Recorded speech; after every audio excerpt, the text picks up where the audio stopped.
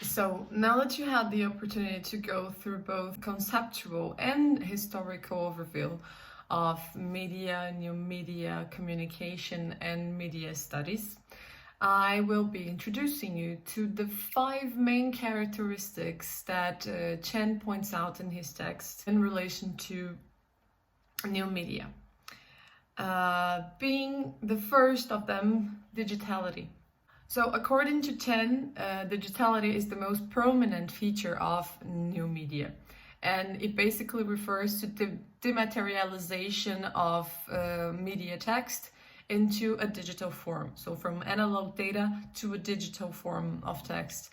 And it allows for a large amount of information to be either retrieved or manipulated and even stored in a limited space.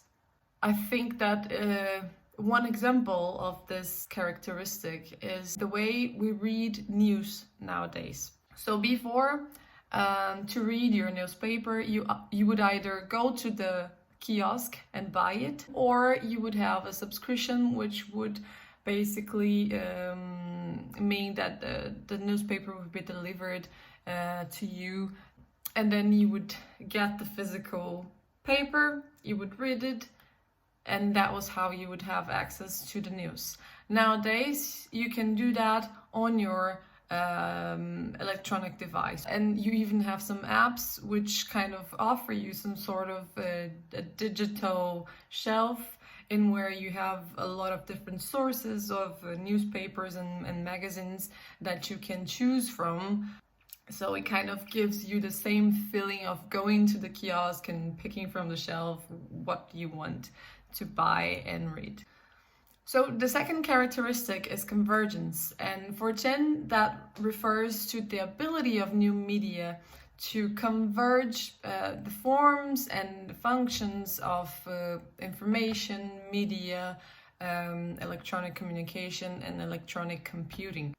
One clear example of this for Chen is the internet, which would be one place where you now can find everything. And Chen talks about 3 dimensions of this new media convergence, being the first one, the technological dimension, which would be this combination of distinct technologies in one. About this dimension of convergence, if you go a little bit back in time and think about all the things you need to bring to you when you were going on a trip, for example, you needed your camera to take pictures and record videos, you needed a book or a CD player to keep you entertained.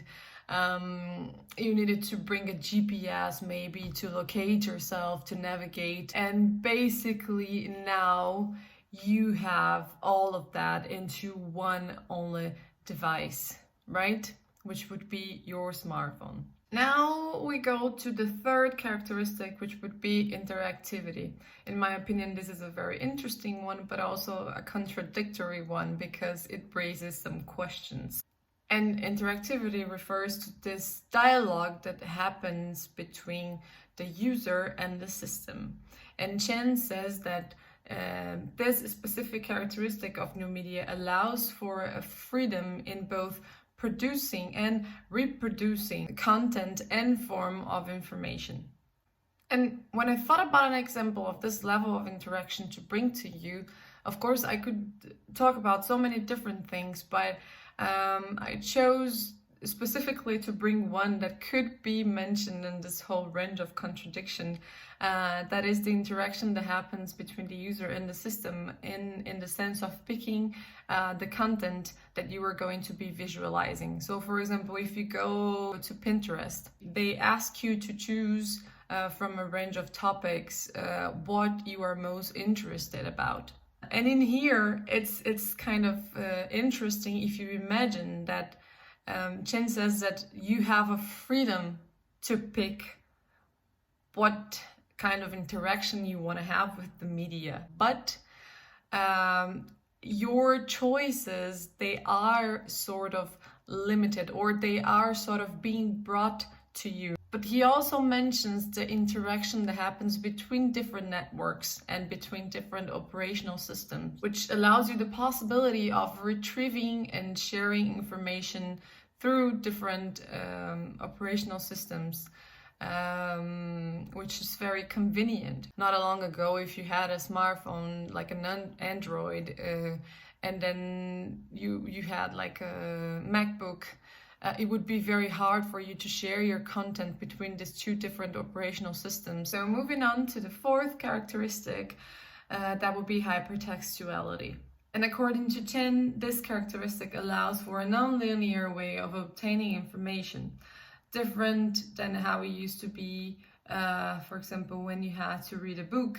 And this hypertextuality kind of creates a global network, which would function as a center in which information moves around and interconnects in a sort of a spontaneous way. So, for example, right now, if you are reading something on Wikipedia, but you come across a terminology that is relevant for your understanding of the text, but that you are not familiar with, and you don't want to wait until the end to be able to access this information, you don't have to, because through the hyperlinks you can either just scroll on it and see a small definition that is going to pop up in the corner of the screen, or you can also just go to this other main page, which is going to give you the overall definition of what it means and everything. So you kind of have this possibility of having access to all sorts of information at the same time.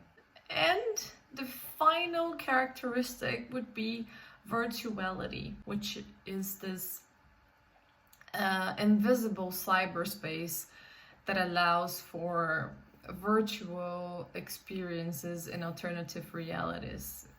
When you talk about alternative realities, he's mentioning that you are free to alter your gender, your occupation, your personality, and this challenges the traditional way of defining identity.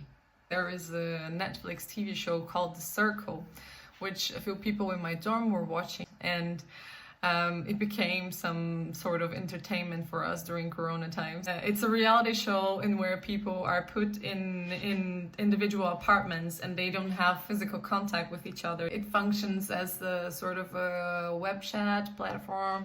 You also have it's a mixture of everything. You have a profile with pictures, and then you can chat group, or you can individually talk to people. You cannot see each other, but you can text. You can choose if your profile is going to be a real profile who's going to display your real pictures and your real personality, or if you want to be a catfish. And you can create any sort of personality that you think is going to be useful to help you win the game.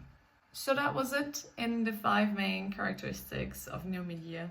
And before we move on to the next topic, we want to propose you a short break in where you're going to be brainstorming a little bit about everything that's been discussed so far and try to connect it, which won't be difficult, with the concept of globalization. See you soon!